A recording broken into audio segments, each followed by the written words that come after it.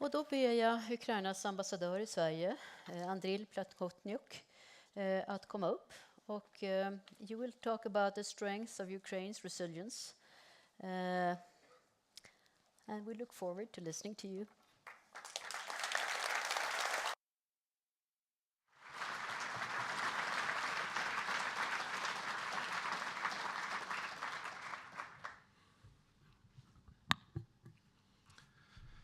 Your Royal Highness, Excellencies, distinguished guests, ladies and gentlemen, dear friends. On February 24th, 2023, it will be exactly 1 year since this full-scale invasion of Russia against Ukraine started. Bringing the escalation of its aggressive war against Ukraine, which started back in 2014, to a new level. If I look back at this tragic and very difficult months of our struggle and describe our feelings, the feelings the Ukrainians have today, regarding this war, regarding atrocities, regarding pain and blood, which we faced and suffered. The best quote that I could find today is the quote of my president in his message today on his social media, stating exactly this. It can still be dark, loud, and hard for us, but we will definitely never be afraid again, and we will never be ashamed. If we come back to December 2021, we could read in various analytical reports and forecasts regarding, well, the prospects of this full-scale military invasion, and not so many reports did give Ukraine much of a chance in case if Russia enters with its military hardware the territory of a sovereign country. Almost 11 months after, top politicians, strategic thinkers, military experts and media discuss now where Ukraine will make the next advance movement in liberating its territories, in bringing peace and justice to its land. So far, Ukrainian military has destroyed the myth of the Russian invincibility, retaking the strategic initiative in the battlefield. During all this almost 11 months, Ukraine has mounted a strong military defense, preserved the overall resilience and national unity, destroying the Russians' propaganda's false narratives, that there is no Ukraine as a nation, as people, and Ukrainians have always been a part of the Russian nation. But we have all proved that they are wrong. In my opinion, there are 4 pillars on which our resilience, our resolve is built. The first one is definitely Ukraine's military courage and heroism of our military. Saying military, I mention here not only the armed forces, but also the National Guard, territorial defense, and many, many other representatives of the defense sector of Ukraine, who are stationed in the battlefield, in the trenches, and doing everything to win this war. The second point, the second pillar, is strong political leadership. It was mentioned before at this conference, but I think it's very important to mention. Third point is military, political, economic, and humanitarian support of our international partners. International unity and solidarity with Ukraine as a pillar, as a basis for our strong resilience. And the fourth pillar is unprecedented mobilization of the Ukrainian civil society. Many of our international friends mentioned this point when they come to Ukraine on their visit private official.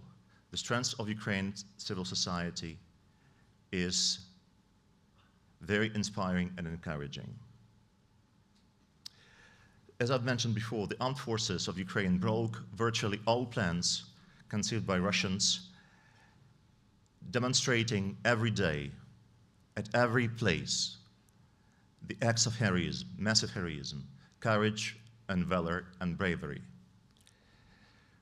We all remember how we managed to sustain the first massive strikes and retain our armed forces, including air defense, because we are fighting at multiple fronts simultaneously, and one of them is definitely the information warfare. And when we were fighting against these false narratives that there is no air defense, there's no Ukrainian military, we proved once again that the Russian propaganda is wrong. I'm not military, I'm a diplomat, but what I see from media coverage and what I know from the capital, we have to change and to adopt or to practice new tactics. In military terms, when we had a lot of mobile groups, very flexible, which could act fast and could destroy as much heavy weapons and armory as possible. And by doing this, the Ukrainian military managed to inflict devastating losses on numerous Russian military convoys that were trying to get to the capital city of Kiev. As we all know, and as we all saw in the media on the 24th of August, at least some of the tanks could reach the central place in Kiev, being destroyed by Ukrainian military using their knowledge and definitely with broad assistance, military and technical, from all our international partners. Today we face fierce fighting in the areas of Donbass, especially in the Donetsk area. And once again, what our military demonstrate every day, it's really heroism. We have numerous examples of soldiers, Ukrainian soldiers, sitting in the trenches and suffering from 19 consecutive hours of artillery strikes. But at the same time, the morale of our military is very high, because we clearly understand what we are fighting for. We are fighting for our freedom and our dignity. We are fighting to live in a democratic country, in a European country, which has always enjoyed and was striving for good friendly relations with all of its neighbors. To rephrase my previous sentence, many in Ukraine now say that we will never want this war to be fought by our children. We should finish it now, and we should bring peaceful future to our next generation. And with this in our minds, we do everything not only to stop Russian invaders, but to achieve successes, be it small, be it large and tangible, but we will try and we will continue to liberate our areas. And which is more important, and it's our clear position and red line, that now we are talking about the restoration of our territorial integrity and sovereignty within our internationally recognized borders of 1991, which definitely include Crimea and the regions of Donbass, which were occupied by the Russian forces starting from 2014. The next pillar, which I would like to mention here, is strong political leadership. President Zelensky's stoicism and courage projects the spirit of the Ukrainian nation, a nation that has withstood the Russian onslaught for close to more than 320 days.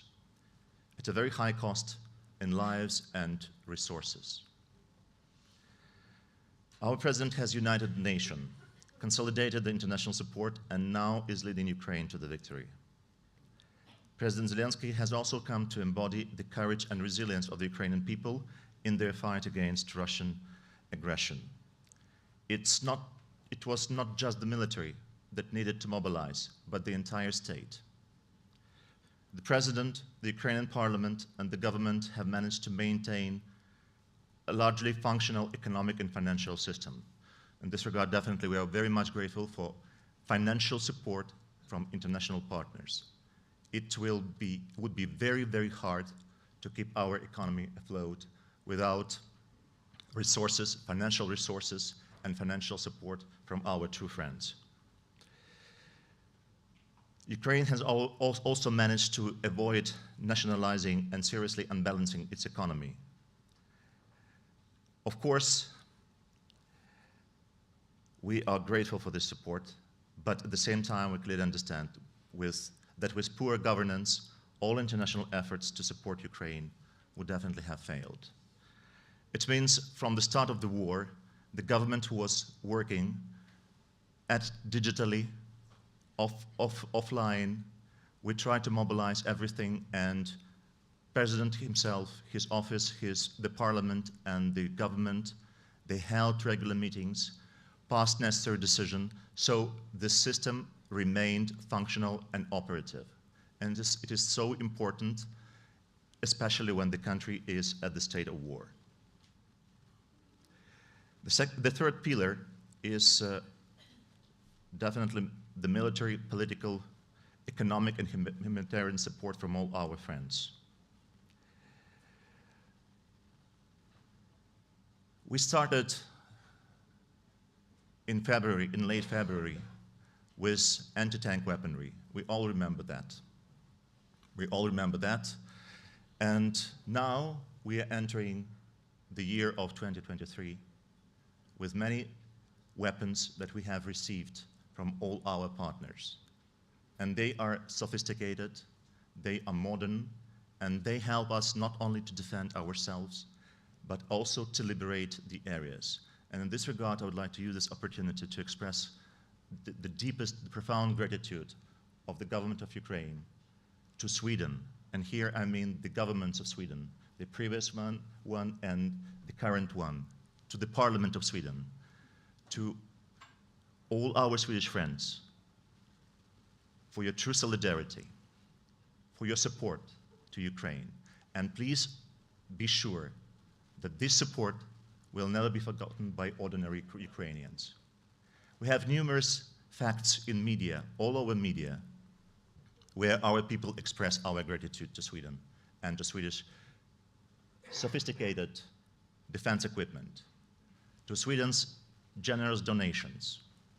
And in this regard, we had a couple of days ago an annual ambassadors conference in Kiev, and I was very pleased to hear that among many other things which we have received from Sweden and from our Swedish friends, Sweden was among top 5 foreign suppliers of critical energy equipment to Ukraine in our efforts to repair the damaged infrastructure and to bring light, literal light, to our people. We definitely need more assistance, and I'm confident that we will have all the assistance we require from all our partners. Because we don't want new atrocities. We don't want new missile strikes. We don't want new casualties in the battlefield. And we definitely want to have light, heating, and hot water in our residential areas. That's why we'll be working hard together with our partners, because we consider that when we get this victory in this war, it will be our joint victory. The victory of our joint values, the victory of freedom, the victory of democracy.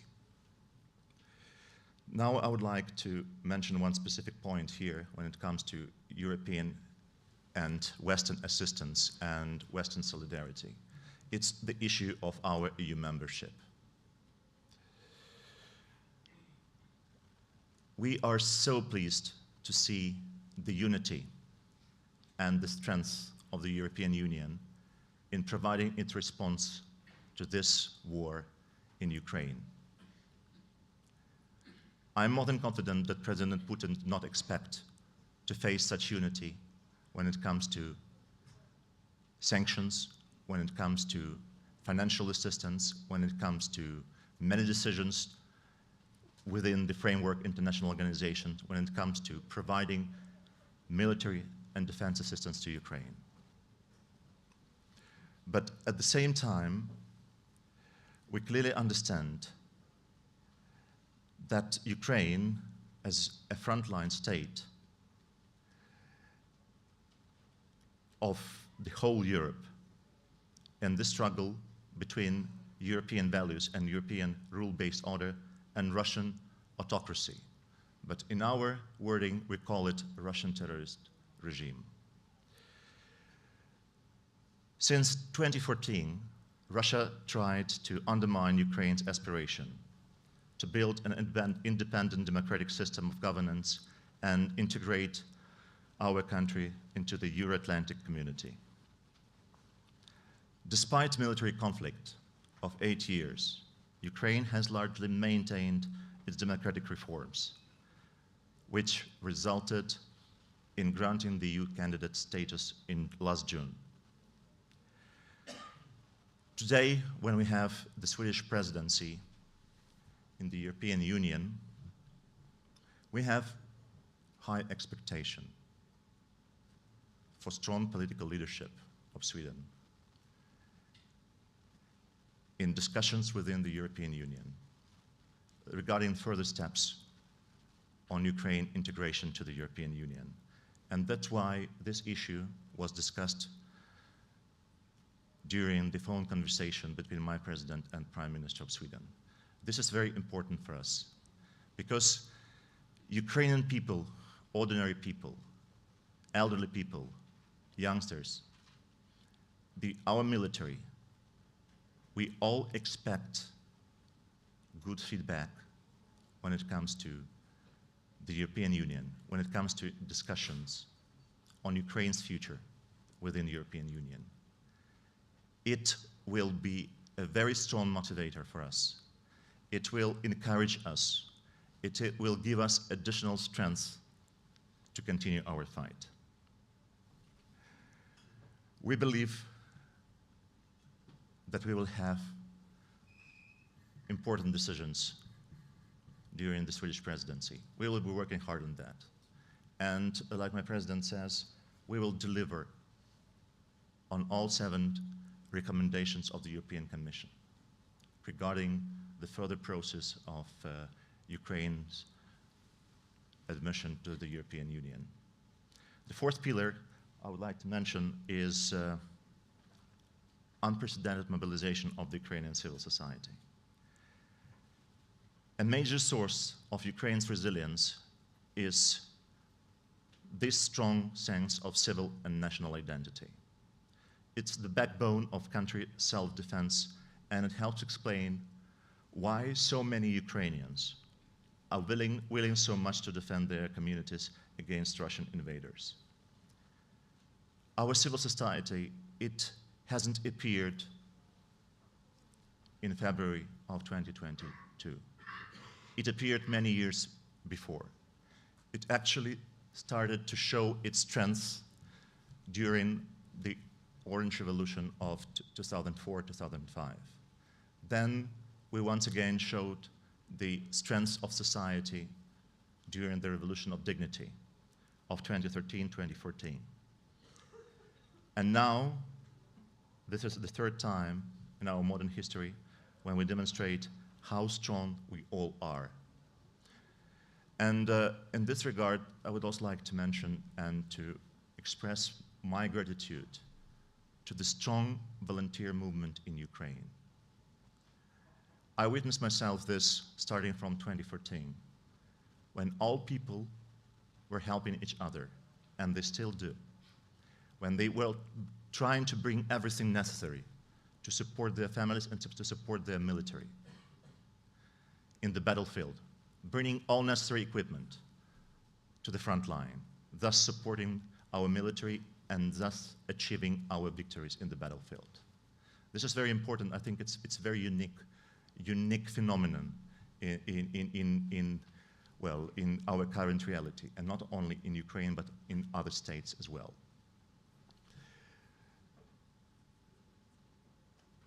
As of today, we as a civil society, we are doing our best to keep at least some of the normal things we were used to have during the pre-war period. I will share with you my personal experience because I live on the 11th floor, and when you enter the elevator, you could see now, when we have these blackouts and we have shortages in supply of electricity, a small bag. Well, it's interesting what's inside. And what is inside is a bottle of water, some snacks, some lights, in order if you're stuck in the elevator when you have no electricity. You could still, well, have some food, have some drinks, and can wait when the electricity is back. So people are supporting each other, and it's very, very important. And let me finish by my remarks by saying that despite all atrocities, despite all the pain, despite future losses, bitter losses, which Putin might bring to Ukraine, please be sure that nothing will break our will to fight and to win this war. Thank you.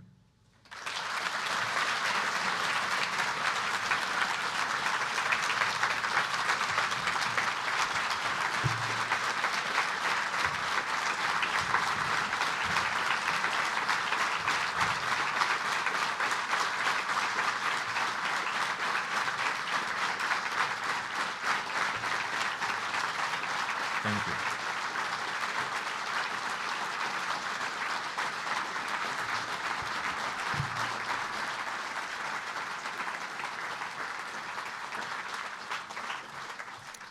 Thank you so much, Mr. Ambassador. I think it's appropriate just to give you the last word. So for the rest of us and for the rest of the evening, we will finish like this after this fantastic performance and speech and message. And we will go for a quick dinner. And